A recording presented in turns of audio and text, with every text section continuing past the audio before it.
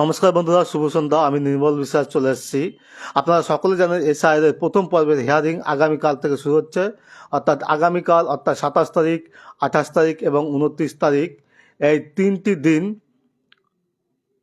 SIR এর প্রথম পর্বের হিয়ারিং শুরু হচ্ছে।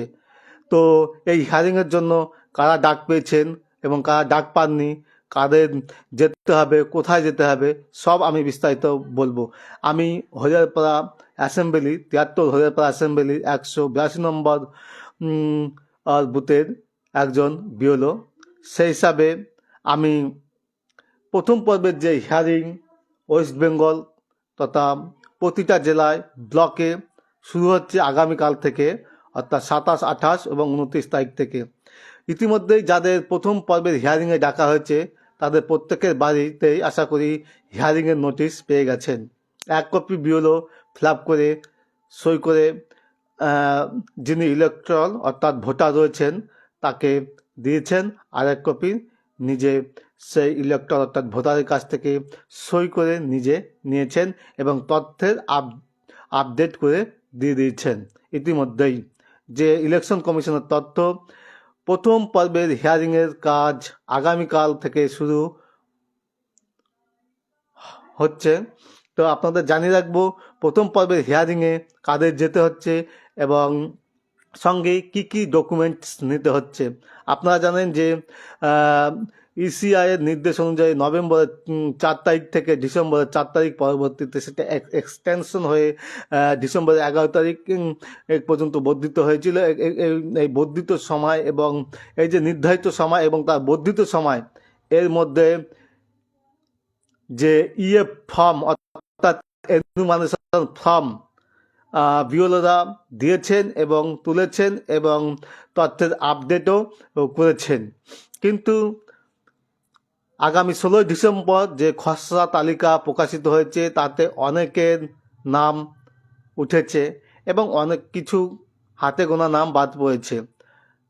ইলেকশন কমিশনের তথ্য দেওয়া অনুযায়ী প্রায় 58 লাখ প্লাস ভোটারের নাম বাদ গিয়েছে। প্রাথমিক পর্যায়ে যেটা জানা যায় এএসডি ভোটার অর্থাৎ ডেট শিফটেড অ্যাবসেন্ট এবং সেই সঙ্গে ডুপ্লিকেট ভোটারের নাম বাদ গিয়েছে।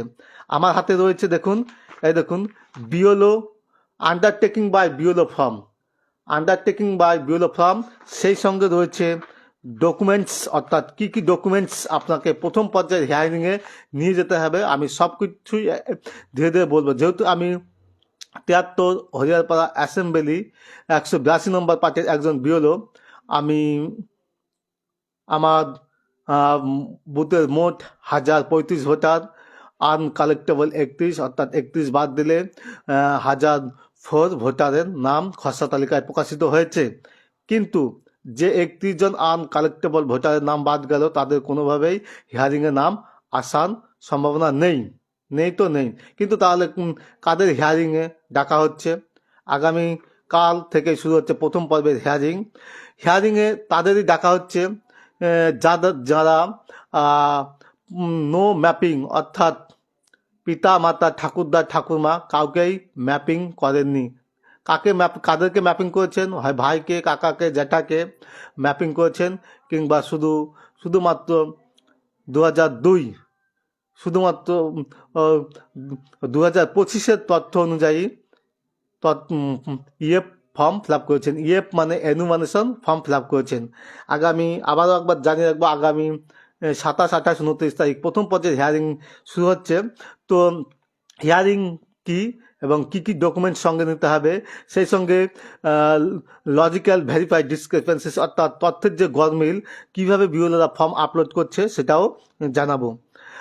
বিওলোরা তথ্যের যে গরমিল যে অর্থাৎ যে সকল তথ্য আপলোড করছে, অর্থাৎ যাদের ডিসক্রিপেন্সিস অর্থাৎ তথ্যের যে গরমিলের নাম এসেছে, আমার ধরুন 182 নম্বর বুথে প্রথম পর্যায়ে 222টি ভোটারের নাম এসেছিল, দ্বিতীয় পর্যায়ে 102টি। আমি তথ্যের যে ভিত্তিতে যে তথ্য আমি আপলোড করেছি, ধরুন আমার 2025 সালের একজন ব্যক্তির ভোটারের নাম রয়েছে, কিন্তু তার ডিসক্রিপেন্সিস অর্থাৎ তথ্যের গরমিলে নাম চলে এসেছে।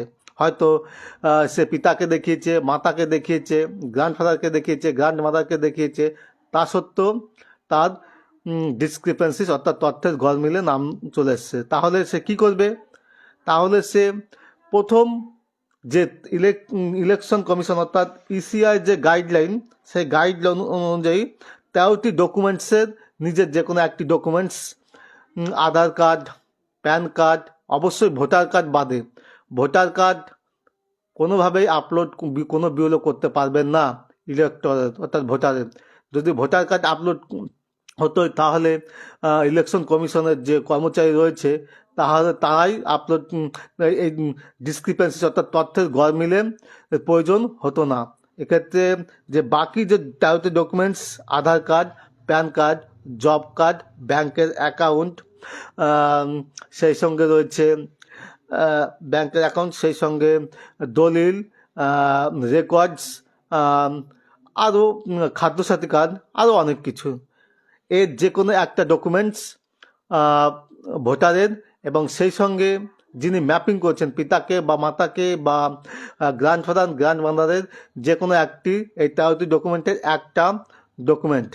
ইলেক্টরের প্রথম যে ফ্রন্ট সাইড রয়েছে তার স্ক্যান, ব্যাক সাইডের স্ক্যান। যদি কেউ কোনো ইলেক্টর বা ভোটার তার গ্র্যান্ডফাদার বা গ্র্যান্ড মাদারকে দিয়ে ম্যাপিং করে থাকেন তাহলে সেক্ষেত্রে তাকে তার এবং তার পিতার যে কোনো একটি তথ্যের ফ্রন্ট এবং ব্যাক সাইড স্ক্যান এবং তার ঠাকুরদা বা ঠাকুমার যে কোনো একটি তথ্যের ফ্রন্ট সাইড এবং ব্যাক সাইড স্ক্যান করে আপলোড করতে হবে। সেই সঙ্গে আপলোড করতে হবে এই দেখুন বিওলো, আন্ডারটেকিং বাই বিওলো যে ফর্ম, সেই বিওলো ফর্ম তাকে আপলোড করতে হবে। এবং তাহলে কি করে আপলোড করতে হবে?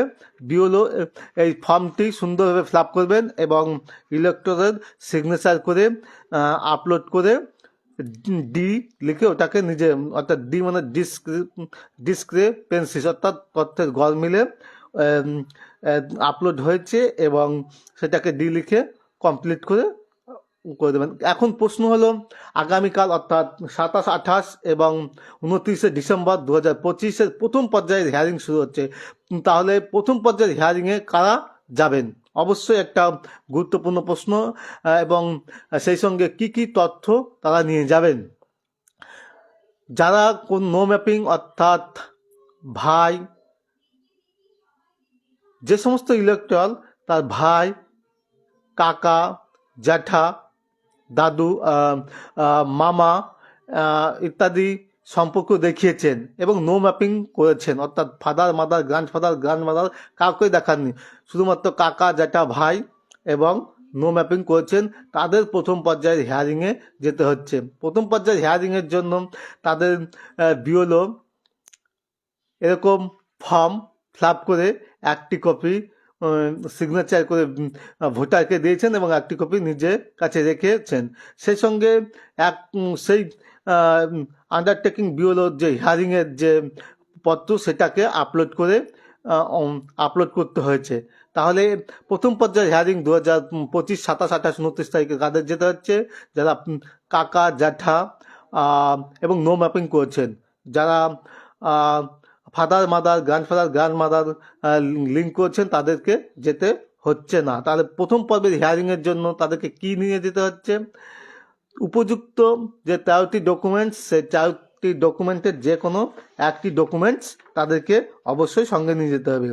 যে কোনো পরিচয়পত্র, পেনশন পেমেন্ট অর্ডার যেটি কেন্দ্রীয় সরকার, রাজ্য সরকার, রাষ্ট্রায়ত্ত সংস্থা যে কোনো নিয়মিত কর্মী পেনশন প্রাপককে দেওয়া হয়েছে তার যে কোনো একটি কপি নিয়ে যেতে হবে। যে কোনো পরিচয়পত্র, শংসাপত্র, নথি যেটি 1/7/1987 এই তারিখের পূর্বে সরকার, স্থানীয় কর্তৃপক্ষ, ব্যাংক, ডাকঘর, ভারতীয় জীবন বীমা নিগম, রাষ্ট্রায়ত্ত সংস্থা কর্তৃক প্রদত্ত, উপযুক্ত কর্তৃপক্ষ কর্তৃক প্রদত্ত জন্মের শংসাপত্র, পাসপোর্ট, স্বীকৃতি পর্ষদ, বিশ্ববিদ্যালয় কর্তৃক প্রদত্ত ম্যাট্রিকুলেশন শিক্ষাগত যোগ্যতা শংসাপত্র, রাজ্যের উপযুক্ত কর্তৃপক্ষ কর্তৃক প্রদত্ত স্থায়ী বাসস্থানের শংসাপত্র, বনভূমির অধিকার শংসাপত্র ইত্যাদি, এইগুলো যে কোনো একটি ডকুমেন্ট তাকে নিয়ে যেতে হবে। একটি কেন, এর সঙ্গে আপনি আরও ডকুমেন্টস নিয়ে যেতে পারেন। তো প্রথম পর্বের হিয়ারিং কাদের যেতে হবে? যারা নো ম্যাপিং করেছেন এবং কাকা, ভাই, জ্যাঠাকে সম্পর্ক দেখিয়েছেন, তাদের জন্য প্রথম পর্বের হিয়ারিং আগামীকাল থেকে শুরু হচ্ছে। এখন প্রশ্ন হলো হিয়ারিং কোথায় হবে? অবশ্যই ইসিআইয়ের অধীনে যে সমস্ত দপ্তরগুলি রয়েছে সেখানে, যেমন বিডিও অফিস এবং বিডিও অফিসের আন্ডারে আরও কোনো দপ্তর রয়েছে অবশ্যই, যেমন বিএলআর অফিস এবং বিডিও অফিস বা ইসিআইয়ের আন্ডারে যে সমস্ত দপ্তর রয়েছে সেই সমস্ত দপ্তরগুলিতে এই প্রথম পর্বের হিয়ারিং শুরু হচ্ছে। প্রথম পর্বের হিয়ারিং শুরু হচ্ছে আগামীকাল থেকে। তো কাদের যেতে হচ্ছে? যারা নো ম্যাপিং করেছেন, কাকা, জ্যাঠা, ভাইকে দেখিয়েছেন, তাদের আগামীকাল থেকে যেতে হচ্ছে প্রথম পর্বের হিয়ারিংয়ের জন্য। যাদের হিয়ারিংয়ে নাম এসেছে তাদেরকে কী কী ডকুমেন্টস নিতে হবে ইতিমধ্যে বিএলওরা বুঝিয়ে দিয়েছেন। তাই সকল ইলেক্টর যাদের প্রথম পর্বের হিয়ারিংয়ে নাম এসেছে তাদেরকে অবশ্যই বলবো আপনারা ডকুমেন্টস নিয়ে সকাল সকাল চলে যাবেন। বিএলও অর্থাৎ আন্ডারটেকিং বা বিএলও দেওয়া তথ্যে যেখানে উল্লেখ রয়েছে সেই ঠিক সেই তথ্যের ভিত্তিতে সেই তথ্যের ঠিকানায় আপনারা পৌঁছে যাবেন। দ্বিতীয় পর্বের হিয়ারিং কবে থেকে শুরু হবে এখনো পর্যন্ত নির্দিষ্টভাবে কিছু বলা হয়নি, তবে লজিক্যাল ভ্যারিফাইড ডিসক্রিপেন্সিস অর্থাৎ তথ্যের যে গরমিল রয়েছে সেই তথ্যের গরমিলের ভিত্তিতে বিওলোরা তথ্য সাবমিট করছেন এবং কাদেরকে যেতে হবে কাদেরকে যেতে হবে না এখনও পর্যন্ত বিওলোরা জানেনই না। তবে ইসিআই কাজ করছে বিওলের দেওয়া তথ্যের ভিত্তিতে। দ্বিতীয় পর্বের হিয়ারিংয়ে কাদের ডাকা হবে কাদের ডাকা হবে না, তবে শোনা যাচ্ছে যারা ফাদার মাদারকে লিঙ্ক দেখিয়েছেন তাদের সম্ভবত ডাকার সম্ভাবনা খুব কম। গ্র্যান্ড মাদার অর্থাৎ ঠাকুরদা ঠাকুরমাকে সম্পর্ক দেখিয়েছেন, তাদের হয়তো ডাকা হলেও হতে পারে। তো এখন প্রশ্ন হলো দিকে দিকে যে এসআইআর শুরু হওয়ার সঙ্গে সঙ্গেই ইলেকট্রাল অর্থাৎ ভোটারদের যে মৃত্যু সংবাদ বিভিন্ন জায়গা থেকে উঠে আসছে এবং হিয়ারিংয়ের যে নোটিশ ধরানো মাত্র কয়েকজন টিভি চ্যানেল, হাউস চ্যানেল এবং ডিজিটাল মিডিয়া এবং ইউটিউব থেকে যে তথ্য পাওয়া যাচ্ছে কয়েকজন হিয়ারিং পাওয়া নোটিশ মাত্র কয়েকজনের নাকি ইতিমধ্যে মৃত্যু ঘটেছে। সেটা digital media, Facebook, social media এবং ইলেকট্রনিক মিডিয়া মারফত জানা যাচ্ছে। তবে আপনাদের অবশ্যই বলবো যে ভয়ের কোনো কারণ নেই, আপনারা উপযুক্ত তথ্য নিয়ে যান এবং আশা করছি আপনাদের নাম খসড়া তালিকায় এবং ফেব্রুয়ারির যে নির্দিষ্ট তারিখ রয়েছে সেখানে অবশ্যই আপনাদের নাম উঠবে। ভয়ের কোনো কারণ নেই, গুজবে কান দেবেন না। ইসিআই চেষ্টা চালাচ্ছে, পুঙ্খানুপুঙ্খভাবে চেষ্টা চালাচ্ছে যাতে কোনো সঠিক ভোটার যাতে খসড়া তালিকা কোনো সঠিক ভোটার যেন বাদ না পড়ে। সকলকে সন্ধ্যাকালীন প্রীতি শুভেচ্ছা অভিনন্দন জানিয়ে প্রথম হিয়ারিংয়ের জন্য যে সমস্ত তথ্য আপনাদেরকে নিয়ে যেতে হবে সেই সমস্ত তথ্য ইতিমধ্যে জোগাড় আপনারা করে ফেলেছেন। ধন্যবাদ।